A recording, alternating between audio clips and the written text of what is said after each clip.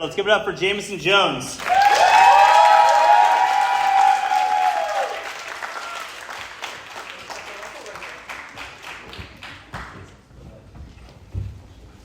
All right, can you guys hear me okay?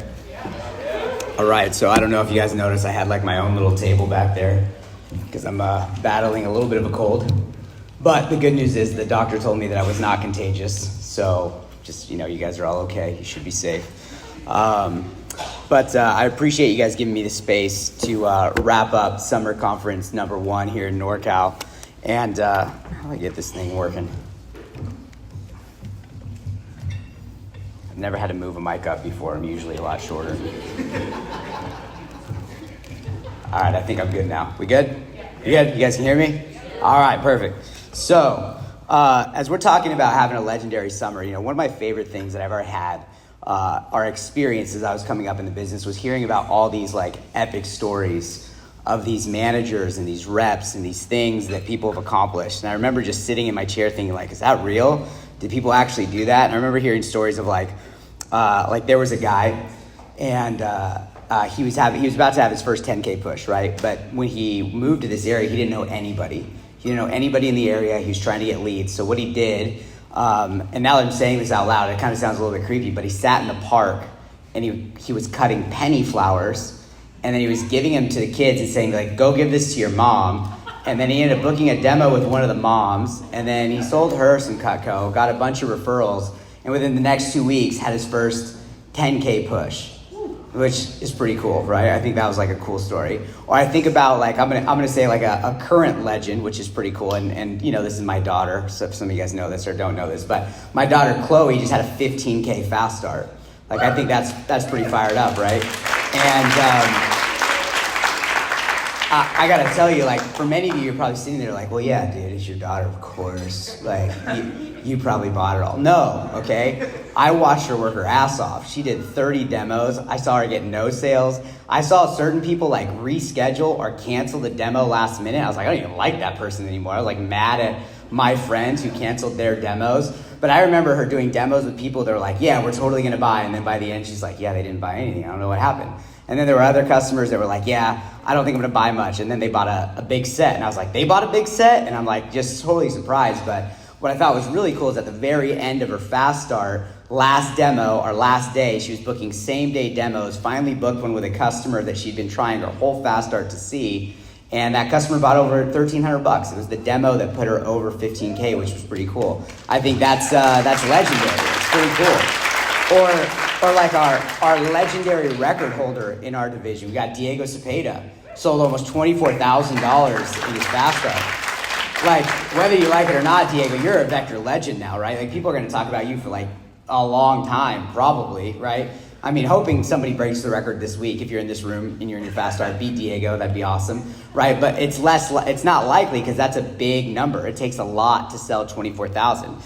It's legendary. I think of like Amy Metcalf, one of my old managers. She was driving to the conference in Las Vegas, and she was determined to have her first 10K push that she's ever had.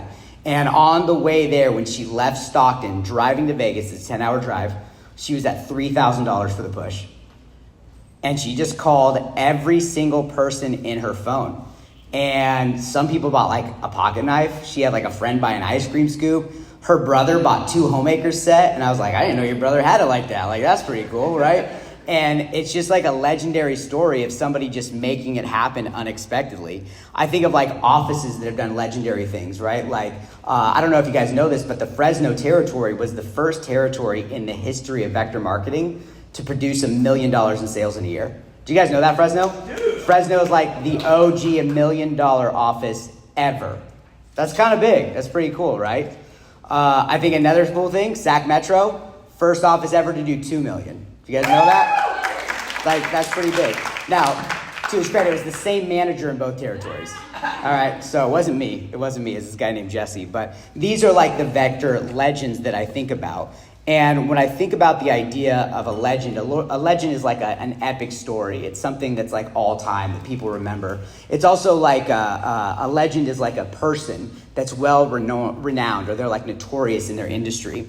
So when I think about the idea of like other legends, some of you guys are getting prepared for summer conference too. And Summer Conference 2, that's the big show. Like, that's where reps show out in a big, big way. Like, if you thought that having a 10K push was a big deal, wait till SC2. Like, these are some of the numbers that are the legends. These are the records for Summer Conference 2. So if you guys look up here, you'll see that the Fremont office was the #1 new office, right? So Visalia branches, this is your guys' category. The record is $148,000. That's the all-time record for Summer Conference 2. For overall office, all right, Fresno, North State, Sac Metro, the number, $288,000 in total sales. That's new business and old business, but that's the overall number. For sales reps, brand new Baby Bird reps, not AMs, not a Titan, $58,000. That's a record that's been around for almost 20 years, right? Pretty exciting.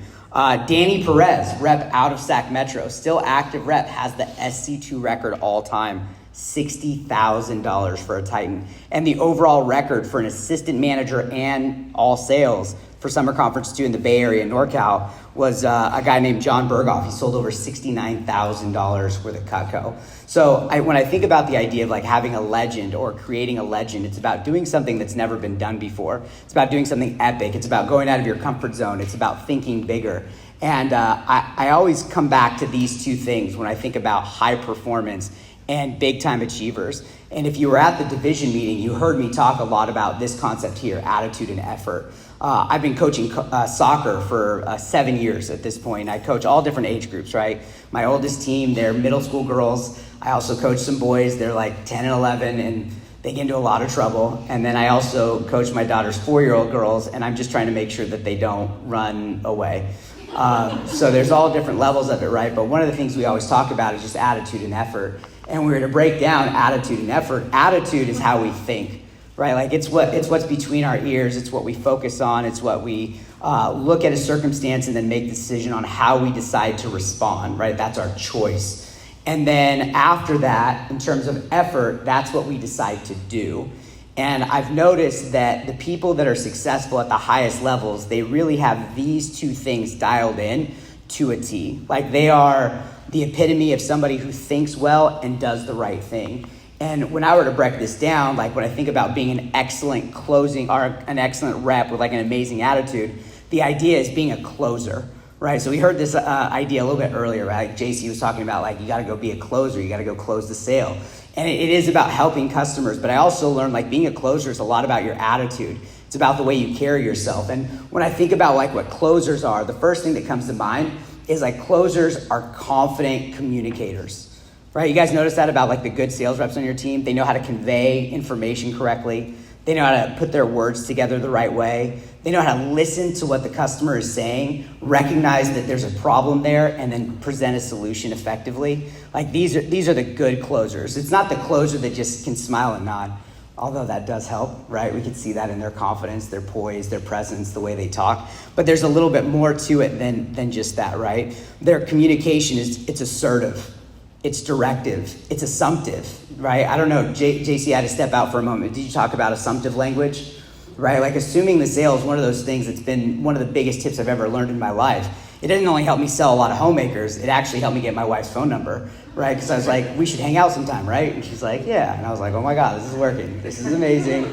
I can't believe this really good looking woman is agreeing to this. So these are the little things that we can take from this, and it goes into other areas of our life.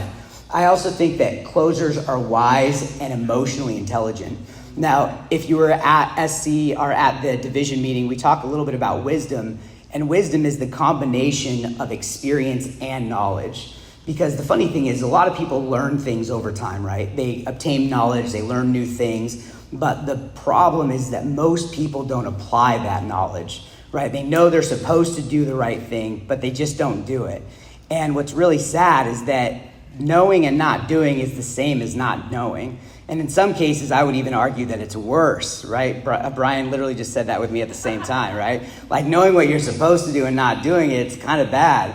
And like when you're a little kid and you know what you're not supposed to do, the consequences that you get in trouble, right? Now, for some of us though, like we have responsibilities in this job. And this job requires a little bit of autonomy and independence and the ability to kind of work at your own pace, which is nice because that gives flexibility. But when you know you're supposed to make phone calls at some point during the week, and then Tuesday goes by, and then Wednesday goes by, and then Thursday, and then Friday, and then Saturday you're busy with your friends, and then it's Sunday, and you're like, well, do I want to work on a Sunday? It's like, well, you knew what you were supposed to do. Why didn't we do what we're supposed to do, right? But the closers, the real effective salespeople, they're like, I'm going to do what I'm supposed to do. Like, I'm wise enough to know that I need to apply the things that are necessary for me to be successful. I also found that like closers are learners, right? Some of the best people I've ever worked with, they're not the people that just like do the bare minimum when it comes to obtaining knowledge.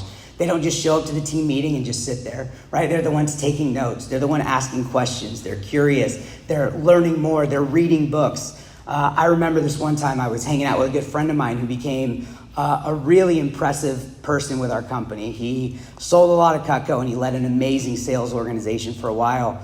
And I remember one night we started listening to this book called Outwitting the Devil by Napoleon Hill. And it's arguably one of my favorite books that I've ever listened to or heard. And it puts so much perspective on like how to accomplish things and what you should be focused on. And I remember us listening to that book. We started listening to it like 7 o'clock as we were driving from Fresno to Sacramento.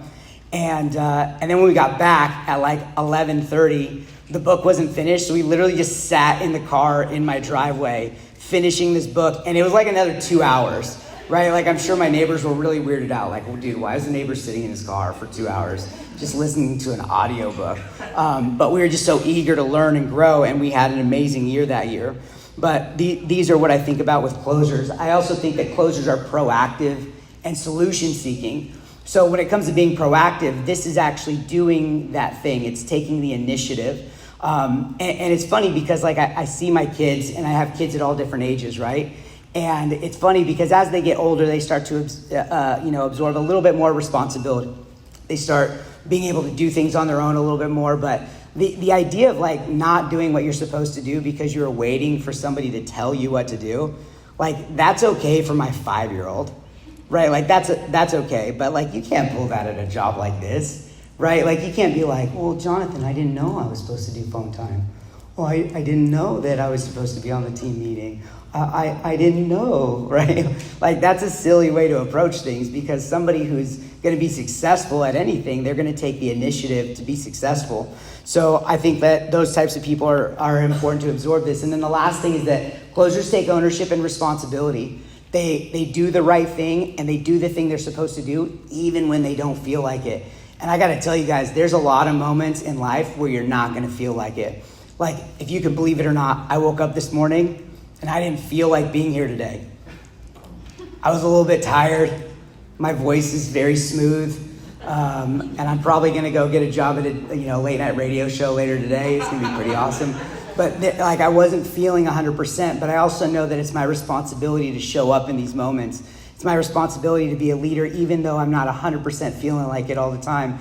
And I got to tell you, I don't regret a minute of it with me showing up. I'm actually so happy that I was here. Being able to see some of the people in our organization speak and watch you guys learn and get recognized and get the trophies and just seeing the way that you guys have responded to the information today, it's been so cool because I remember coming to a conference just like this. I came to Summer Conference 2 3 days after I started selling Cutco. I launched my Fast Start, I sold my first weekend, and I was at a conference and I'm like, why am I here? And then afterwards I was like, I get it. I see clearly now. The fog is lifted. I want to do this. Let me go sell more knives. And it was crazy, but it was an awesome experience. And I see you guys getting that. But what I've learned the most about closers is that they don't make excuses. They make it happen. They don't make excuses. They make it happen. And it's so easy for people to make excuses. There's actually people that were signed up to be here, that paid to be here, and they still made an excuse to not show up today. That's crazy to me. Like they already invested and they're like, nah, let me just say this. And I think Goose kind of made a joke about it, about like how unfortunately a lot of grandparents get sick the morning of a conference or the first day of training. I feel really bad because there's so many people that get sick on the first day of work somewhere, right? And it's not just with us, by the way. It's with any job that you work at. My sister used to manage a store called Zoomies. Anybody familiar with Zoomies? Right? And she used to laugh at me, or laugh with me, because she would have employees where like on their first day of work, always somebody got sick or there was an emergency. But the reality is just a choice, right? And oftentimes, maybe not always, but many of the times it's just a choice. But the closers, they don't make excuses. They make it happen. They find a way. They're resourceful. But I also think about effort, right? And effort boils down to having the effort of a hustler, right? And I'm talking about somebody who like puts in a lot of hard work towards something. They're willing to do a little bit more. They don't, again, just show up to the bare minimum. They're like that person that is not just doing the practices for a sport, but they're hitting the weights. They're doing the additional things. They're working with a coach. And those are the things that propel them into success. So for some of you, you want to hit that next level, but all you do is show up to the team meeting and then the next team meeting and the next team meeting. But I'll tell you, like, the good stuff happens in between. It's the conversations with your manager on PDI. It's the PCs. It's the Champs Clubs. Like, that's where the special sauce is, where you can sit there and be like, how do I sell the ultimate set? How do I improve my closing ratio? That's the stuff that makes the difference.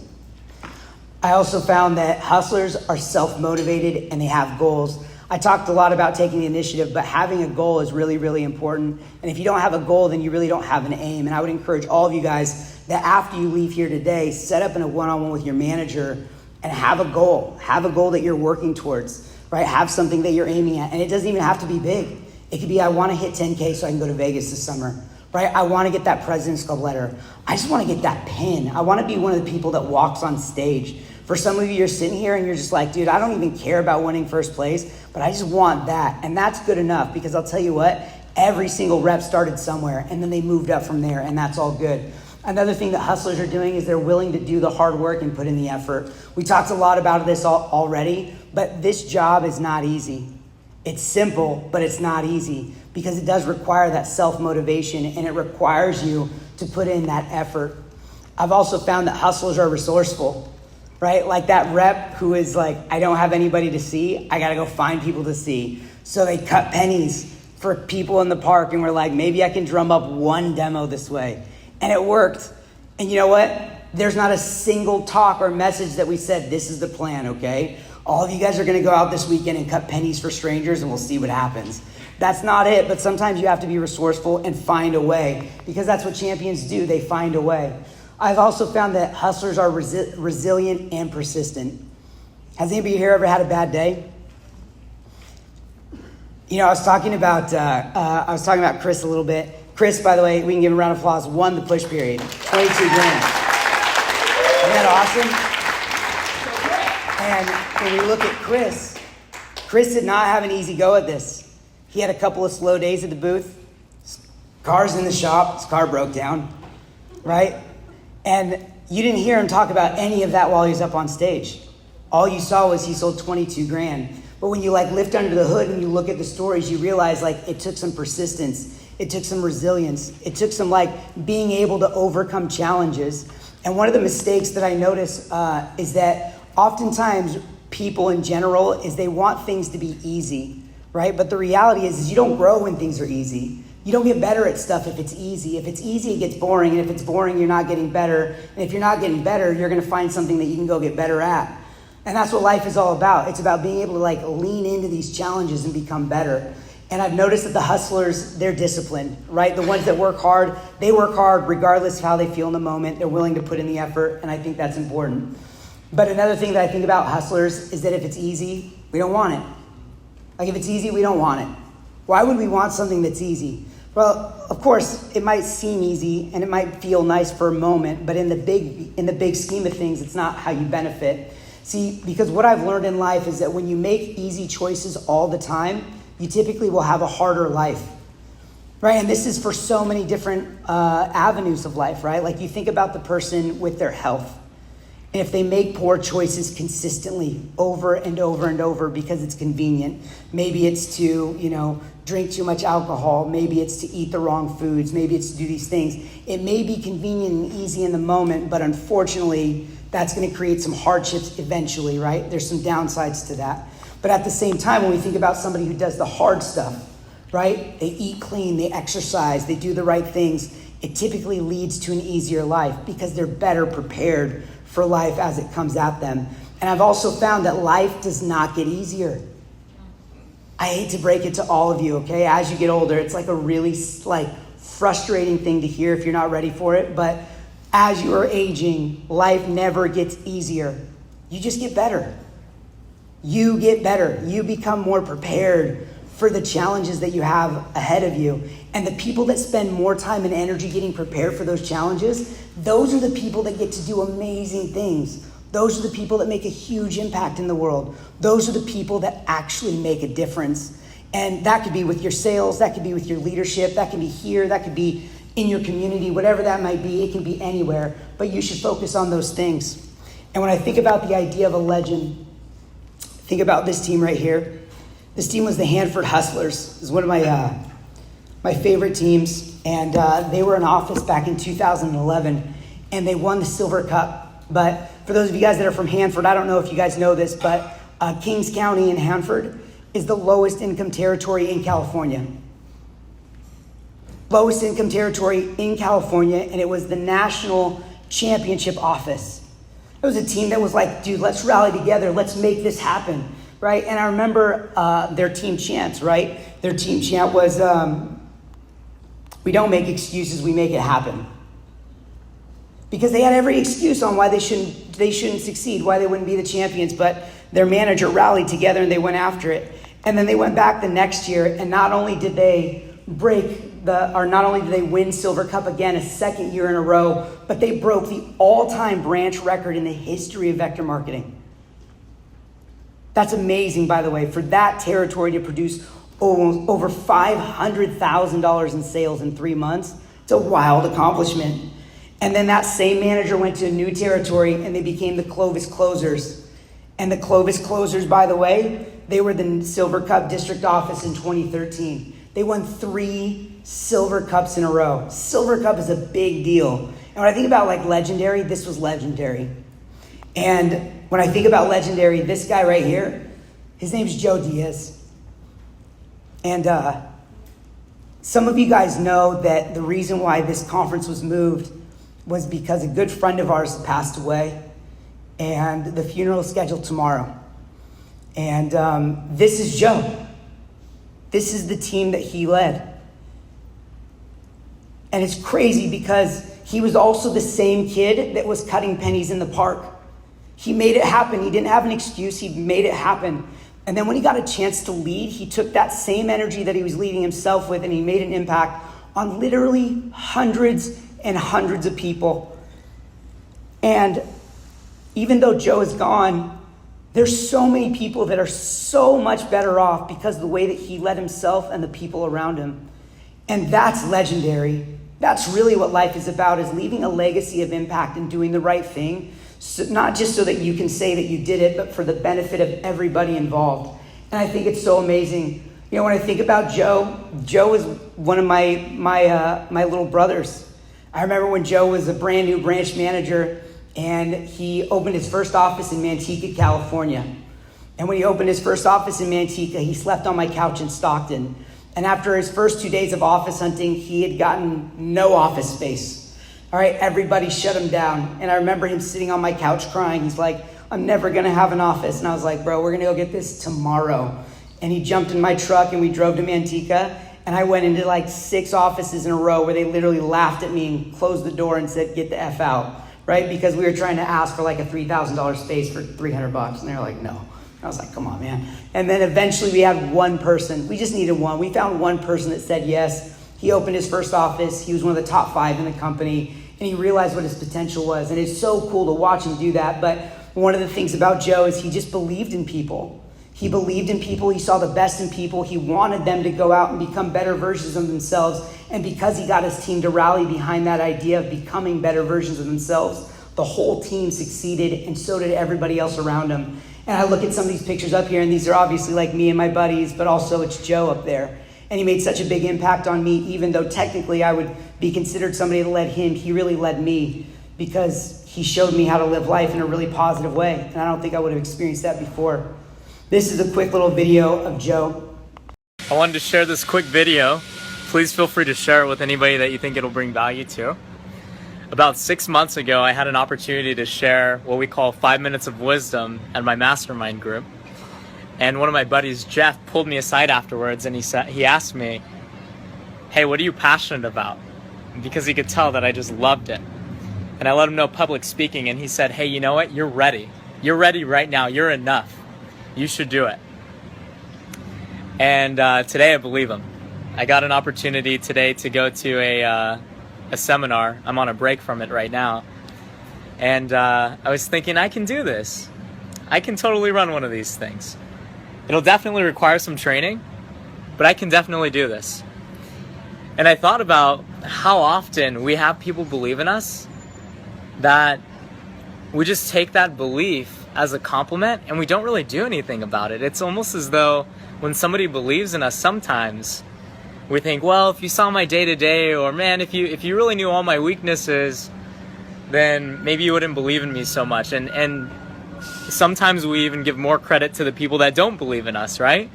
As though the people that don't believe in us have more truth than the people that do believe in us. But the reality is, the people that believe in you know you way better than the people that don't believe in you. So I just wanted to share two major thoughts. The first thing that I wanted to share is surround yourself with people that believe in you. There's nothing more empowering than people that think you're good enough and you're going to contribute at a really high level to this planet. Maybe other ones too. And my second piece of advice that I wanted to share is, when you surround yourself with people that believe in you, believe them. There's a reason they're saying the good things about you that they're saying. Find the truth in what they're saying, water that, turn that talent into a skill, turn that skill into a habit, and just become as great as you know you're meant to be. So if you know anyone that this would bring value to, please share it. So that was just a little insight into who Joe was. And as I mentioned, he believed in you guys. And he was a really good friend. And I believed in him. He believed in me. And I think the coolest thing about Vector is that when you get a chance to work here, you get to surround yourself with a lot of people who are rooting for you. And I believe in you guys. And I think that you guys can have an amazing summer. Thanks, NorCal. I appreciate your time.